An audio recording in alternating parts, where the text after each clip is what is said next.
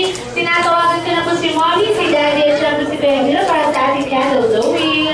Oh, candle blowing. Kasi yung cake.